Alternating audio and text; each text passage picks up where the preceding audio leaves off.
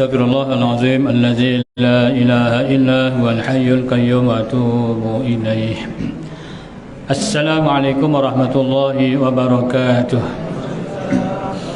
Bismillahirrahmanirrahim. Alhamdulillahi rabbil alamin, wassalatu wassalamu ala asyrafil anbiya'i wal mursalin wa ala alihi wa sahbihi ajma'in. Subhanaka la ilma lana illa ma 'allamtana innaka antal alimul hakim. La haula wa la quwwata illa billahil aliyyil azim. Hormati Tuan Pengerusi, Tuan-tuan imam, Tuan-tuan Bilal, hadirin kasih surau, seterusnya tuan-tuan puan-puan, muslim-muslimat yang dikasihi sekalian. Alhamdulillah, kesyukuran kita panjatkan kepada Allah Subhanahu wa taala kerana dengan izin rahmat, inayah dan hidayahnya, alhamdulillah kita masih lagi diberikan peluang dan kesempatan oleh Allah Subhanahu wa taala untuk terus menghidupkan malam-malam dalam bulan Ramadan yang mulia ini. Alhamdulillah kita telah pun selesai solat Isya, solat Tarawih dan juga solat Witir. Malah kita isi dengan sedikit tazkirah, mudah-mudahan memberikan manfaat kepada kita semua insya-Allah. Tuan-tuan, puan-puan, muslim muslimat yang dikasihi sekalian, alhamdulillah pejam celik rupanya malam ni dah malam yang ke-21.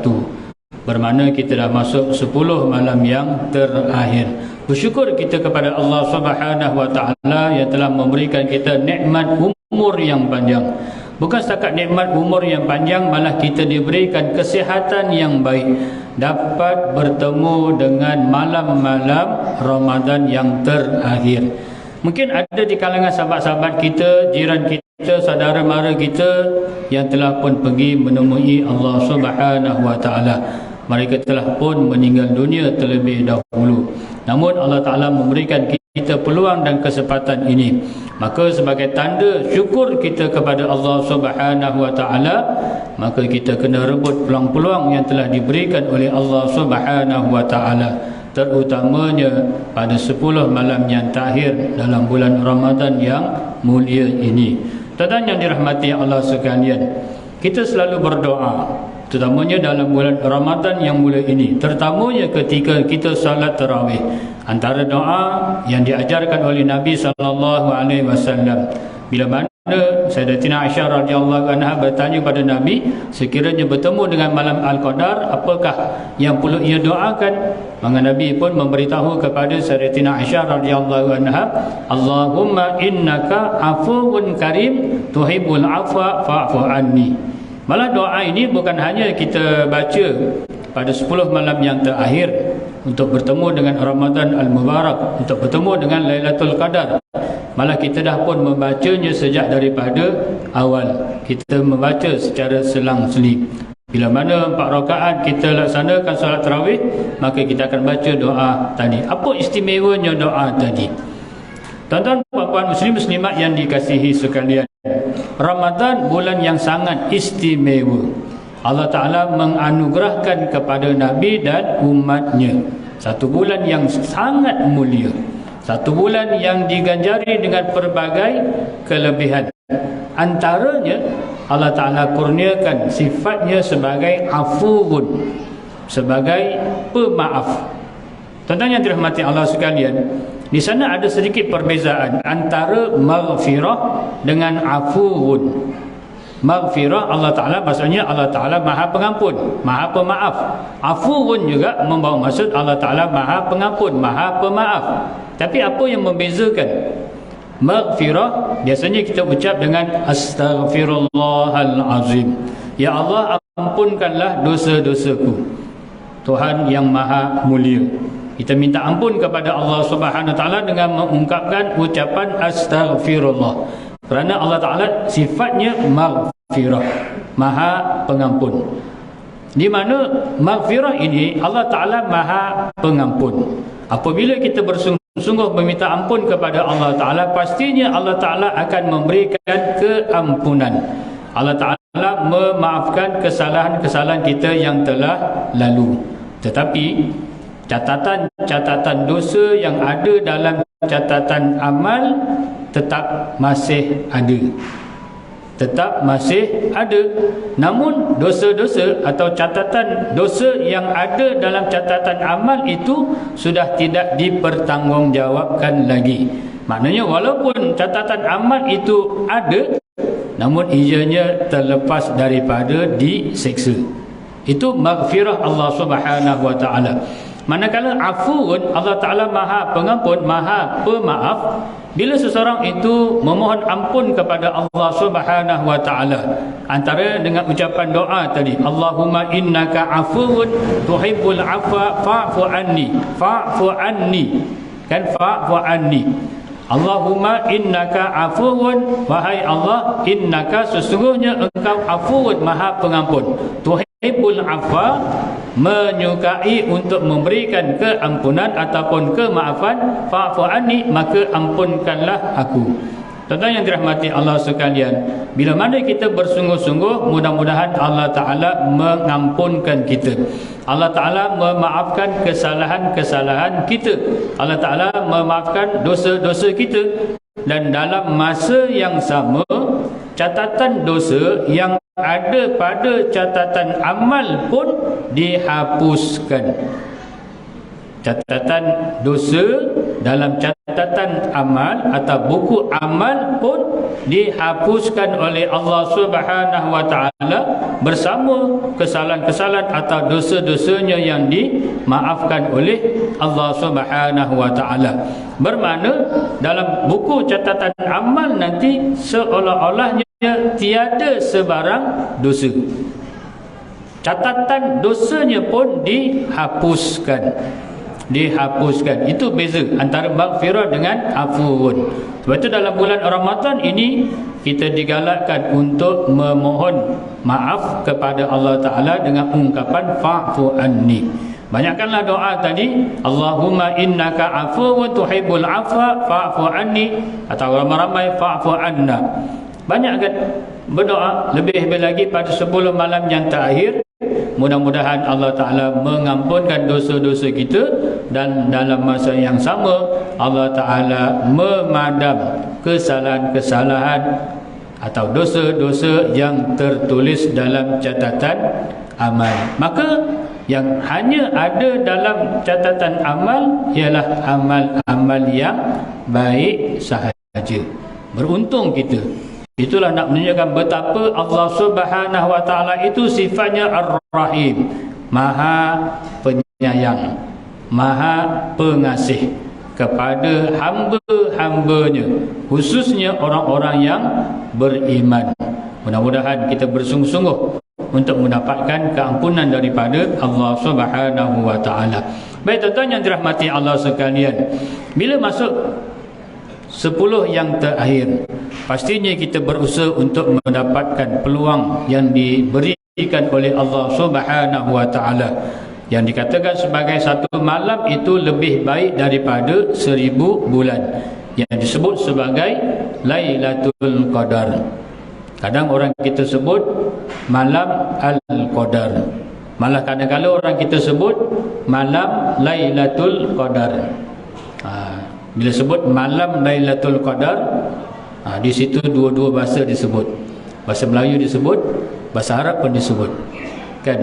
Kalau ikut kita sekadar sebut Lailatul Qadar ataupun malam Al-Qadar.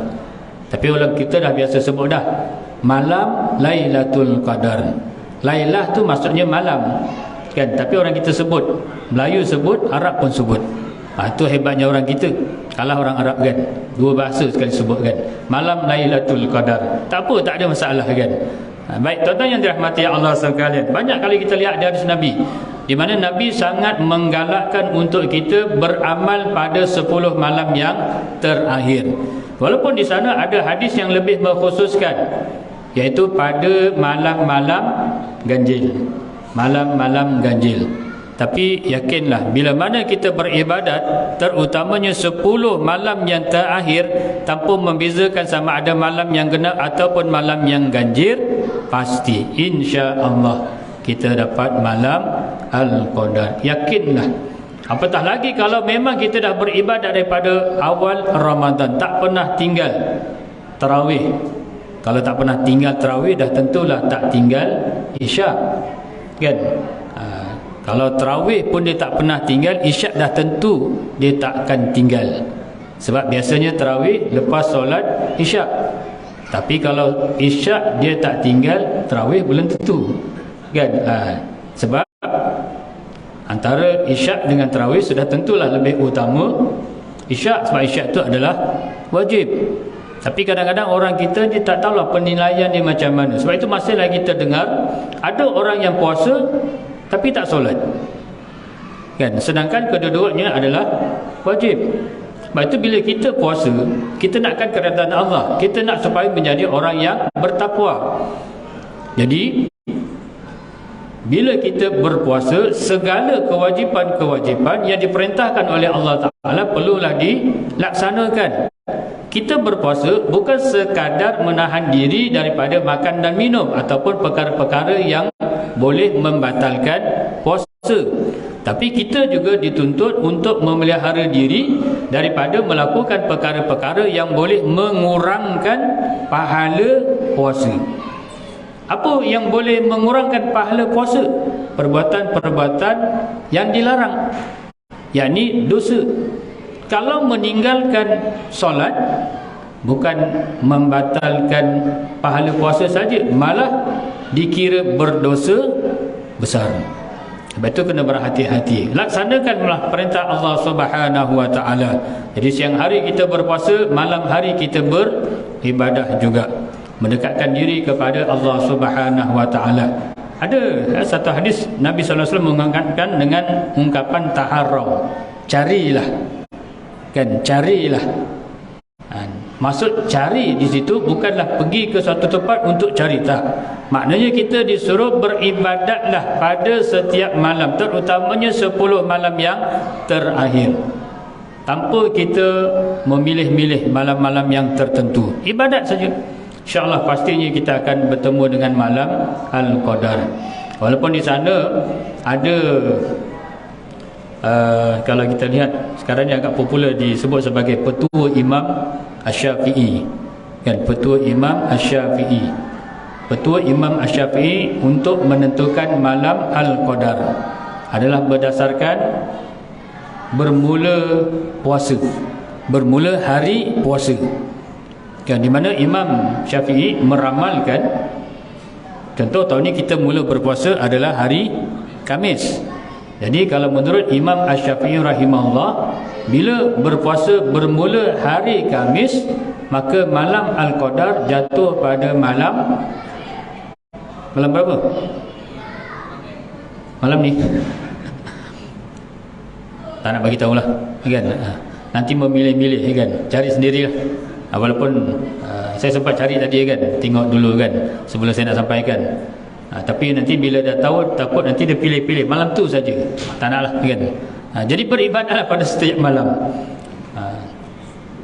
Itu kita boleh jadikan sebagai panduan. Maksudnya bukanlah bila Imam Syafi'i ni seorang yang sangat dekat dengan Allah Ta'ala, wali Allah, kan? Seorang yang soleh, ada karamah dan sebagainya.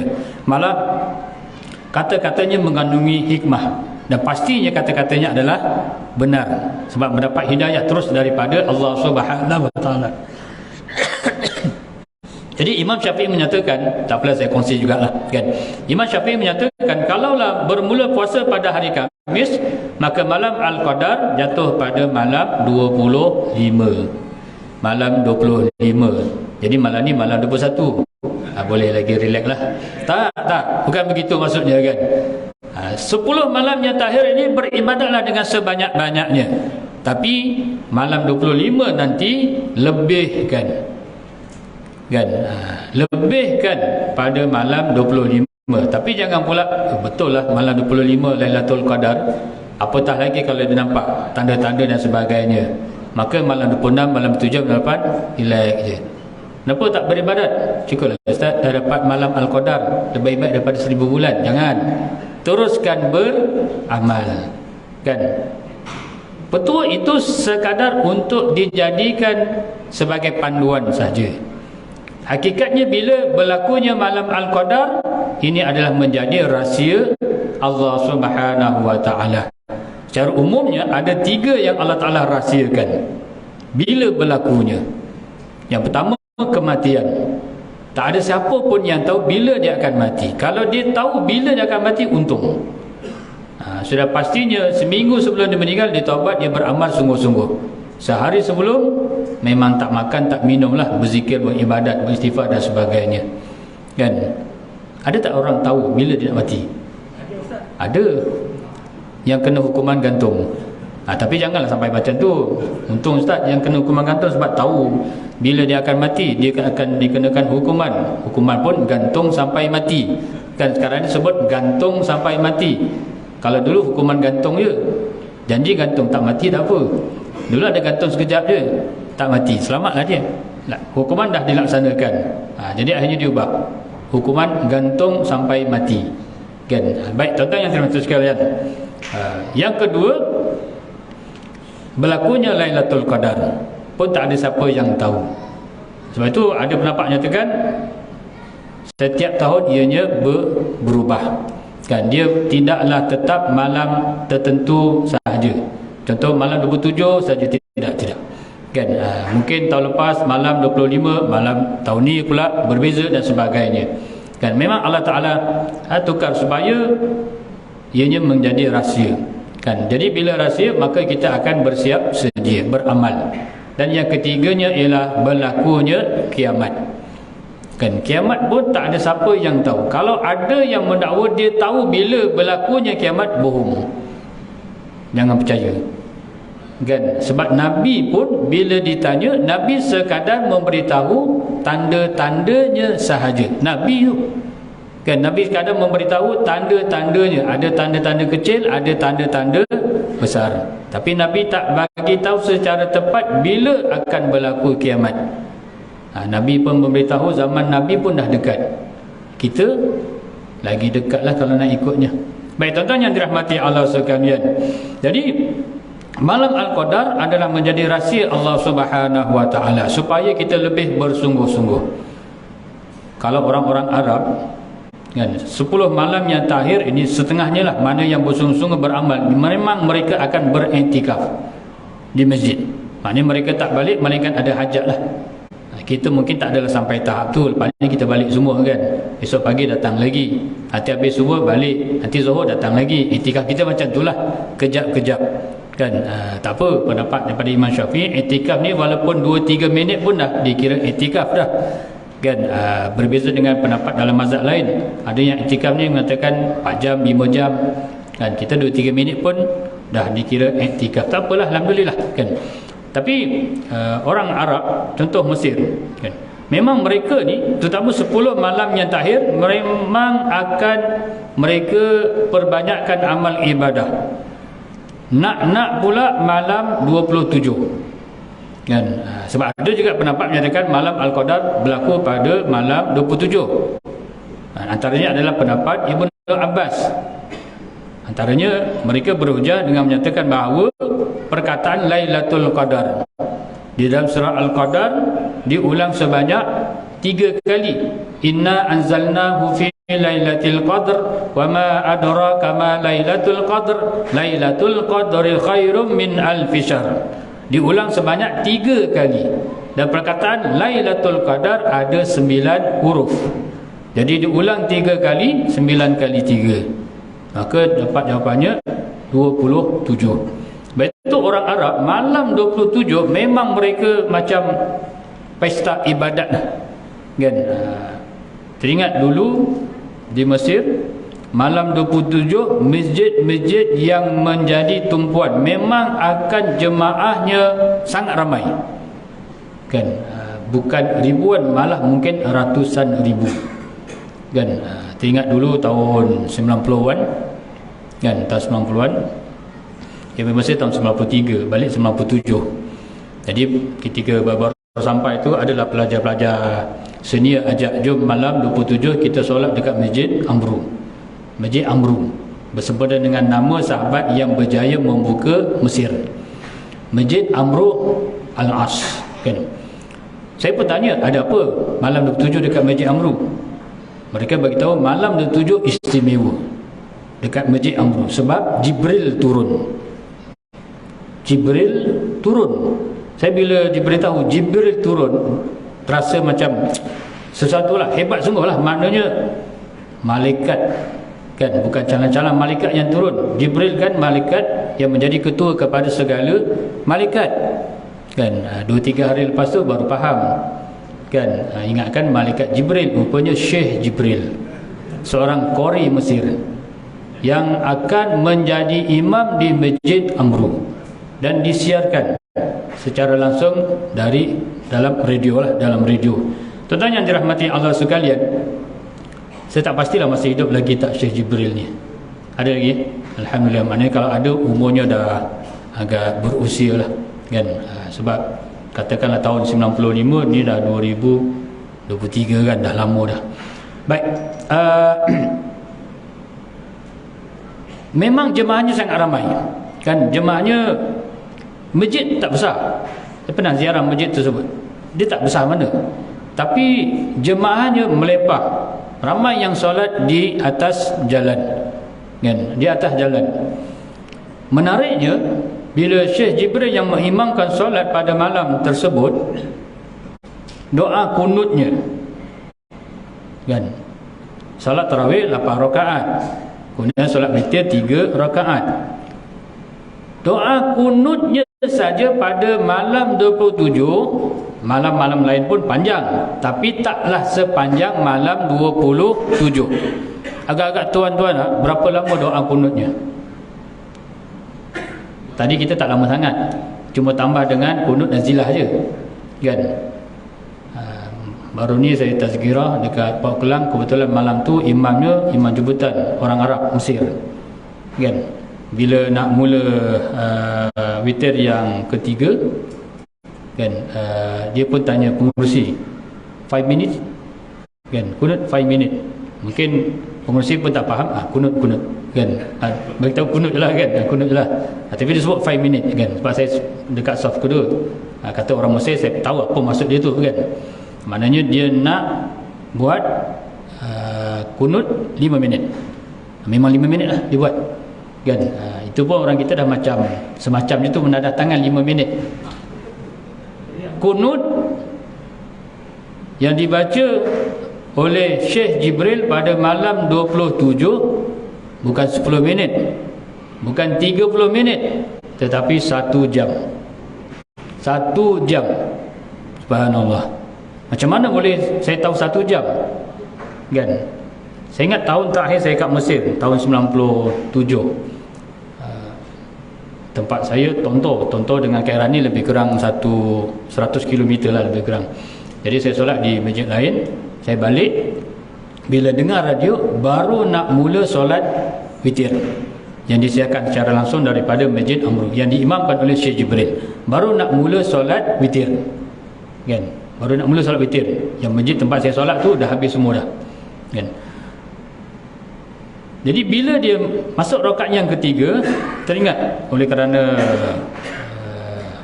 tahun terakhir saya, kan, jadi nak, orang kata, nak jadikan sebagai kenang-kenangan lah, nak rakam doa kunutnya. Dan kebetulan ketika itu zaman tu zaman kaset. Tuan-tuan ingatlah, tapi kalau yang muda-muda dia tak tahu kaset ni, kan.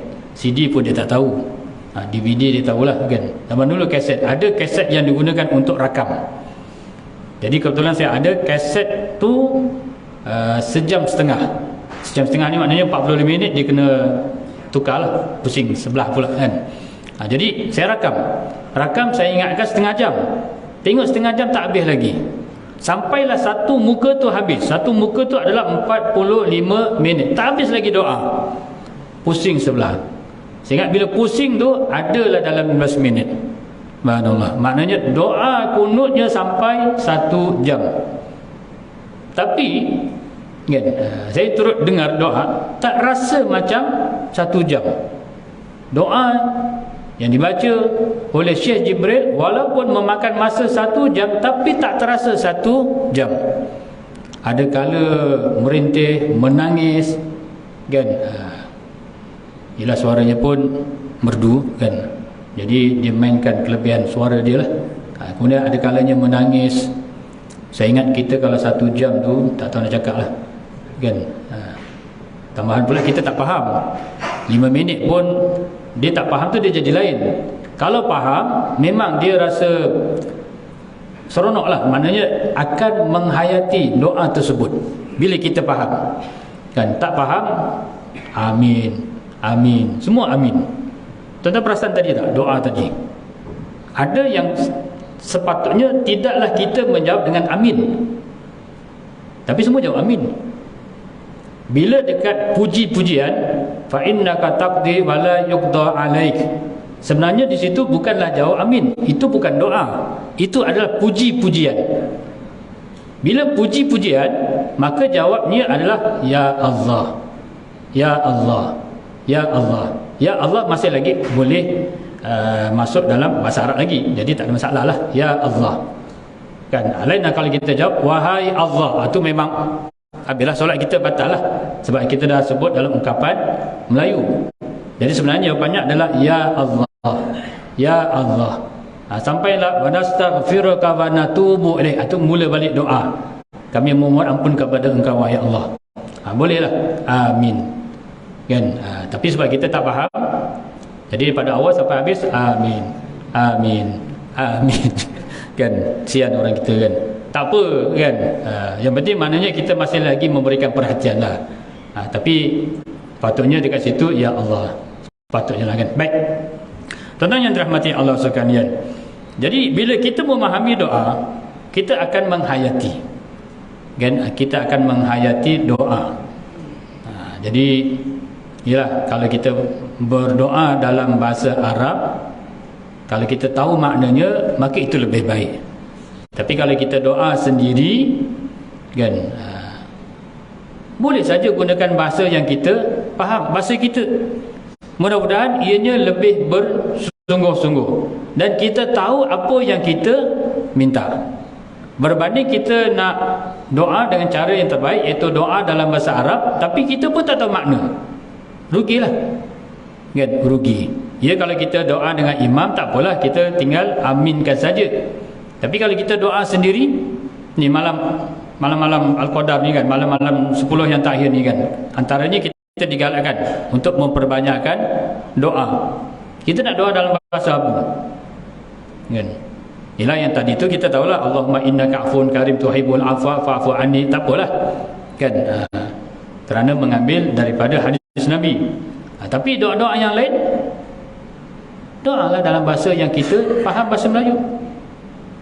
Allah Ta'ala itu sifatnya maha mengetahui. Dengan bahasa apapun kita berdoa, Allah Ta'ala mendengar. Mudah-mudahan bila ada kesungguhan, Allah Ta'ala akan makbulkan doa kita. Tuan-tuan yang dirahmati Allah sekalian, jadi sama-samalah kita merebut peluang-peluang yang diberikan oleh Allah Subhanahu wa Ta'ala, terutamanya 10 malam yang terakhir ini. Mudah-mudahan kita isilah kan, isilah dengan amal ibadah. Bukan hanya ketika kita berada di surau, malah bila mana kita balik kan, isilah malam-malam kita dengan amal ibadah, baca Quran, berzikir, berselawat dan sebagainya. Baca Quran kan, tak dapat banyak, dapat sikit pun jadilah kan, sebab benda ni penting. Quran pun ibadat juga bila kita membacanya, pahala pun besar. Apatah lagi pahala Al-Quran adalah mengikut huruf. Alif lam mim bukanlah satu huruf, alif satu huruf, lam satu huruf, mim satu huruf. Baca. Rugi kalau kita tak baca. Ni dah malam 21 tapi tak baca lagi Quran, rugi kan. Rasa-rasa kalau kita tak mampu nak baca Quran, macam mana caranya? Dengarlah orang baca Quran kan. Dengarlah orang baca Quran, tadah telinga kan. Ada kawan sebelah baca Quran, kita dengar, dah kita tak boleh nak baca, patutnya kita rasa sedih lah, sebab kita tak boleh baca Quran. Usahalah sepatutnya, tapi mungkin kita tak ada kemampuan juga kan. Dengarlah kat radio ke, kita ada handphone, buka YouTube kan, ngaji dan sebagainya, dengarlah, paling-paling kurang lah. Tapi kalau kita boleh membaca Al-Quran, sudah tentu itulah lebih baik. Nak khatam, wallahu alam kan. Kalau malam ni malam yang ke-21, kita masuk juz yang ke-21, insya-Allah lah, insya-Allah lah kan, mampu untuk khatam kan. Sebab antara teknik ataupun disiplin untuk khatam Quran ini, dia akan mengikut hari. InsyaAllah boleh khatam kan. Hari ini hari yang ke-20 siang kan, malam ni masuk malam 21, maknanya dah selesai juz 20, InsyaAllah boleh khatam. Tapi kalau malam ni malam 21 baru juz 10, macam susah aja. Tapi boleh. Cuma lepas tu kena sungguh-sungguh lah lepas ni. Tapi kalau hari ni dah malam yang 21 baru juz 5, tu memang susah lah. Apatah lagi tak mula langsung, lagi susah kan. Jadi baca Quran, berzikir, beramal. Mudah-mudahan Allah Ta'ala mengurniakan kita untuk bertemu dengan malam Al-Qadar. Soal nampak tanda-tanda itu serah pada Allah Ta'ala. Kadang lagi kita nak tengok, lagilah tak nampak, lagi Allah Ta'ala tak tunjukkan sebenarnya. Jadi beramal je. Tak payahlah solat tahajud dekat sebelah taruh air dalam besin, sambil solat tu tengok air dalam besin, buku tak buku kan. Tak payah kan.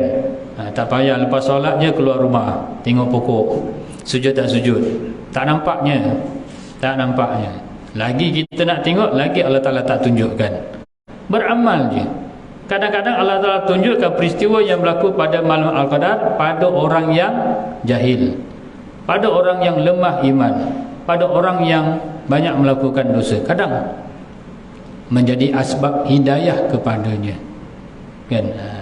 Wallahu alam. Jadi itulah yang boleh saya kongsikan pada malam ini.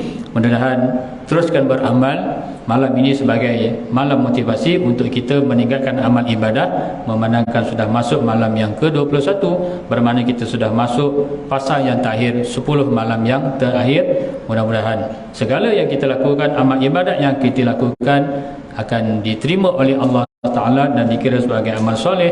Mudah-mudahan Ramadan kali ini menjadi Ramadan yang terbaik dalam hidup kita, insya-Allah. Wallahu a'lam. Sekian, wabillahi taufiq hidayah. Wassalamualaikum warahmatullahi wabarakatuh.